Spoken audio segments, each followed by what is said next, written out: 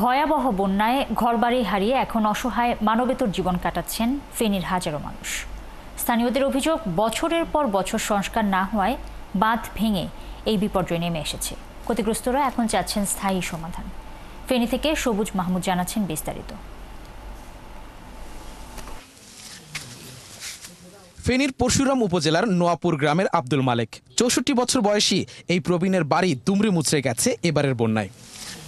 টাইলক্স toilet cleaner, যার antibacterial agent টয়লেটের কোনায় কোনায় পৌঁছে ৯৯% জীবাণু ধ্বংস করে। গত মঙ্গলবার সন্ধ্যায় বাড়ির পাশের মুহুরী নদীর বাঁধ ভেঙে ভয়ঙ্করভাবে পানি প্রবেশ করে, ভাসিয়ে নিয়ে যায় সবকিছু। পানি কই জের ভাঙিয়ে আর ঘর দুয়ার ব্যাগ লেগেছে ভাই সান দেখেন, অর্ধেক নিচে হই আর অর্ধেক হরে রয়েছে অনলটকাই মিটারটা পর্যন্ত এইখানে হরে রয়েছে, কারণও নাই অন্তটা আর জায়গা নেই। প্রায় এক সপ্তাহ পর ঘরের চুলোয় আগুন জ্বালানোর চেষ্টা করছেন আব্দুল মালেকের স্ত্রী রুবি আক্তার। এখনো খাচ্ছি, কেউ আনি যে এই চারিয়ে খাচ্ছি এই যে রান্না বান্না অনন্য হলে। পাশেই নূরহাবা বেগমের ঘর। এই ঘরে তার ৯ সদস্যের বসবাস। 25-এর বন্যায় ভেসে গেছে এই পরিবারের শেষ সম্বলটুকু।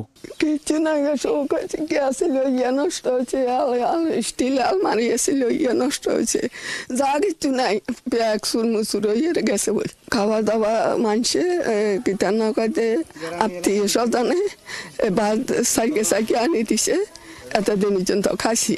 ফেনীতে বন্যায় ক্ষতিগ্রস্ত এমন পরিবারের কোনো সঠিক তথ্য এখনো পাওয়া যায়নি।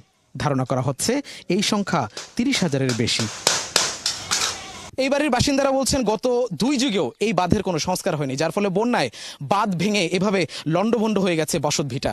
ক্ষতিগ্রস্তরা চাচ্ছেন ফেনীর বন্যার স্থায়ী সমাধান। সবুজ মাহমুদ, ৭১, ফেনী।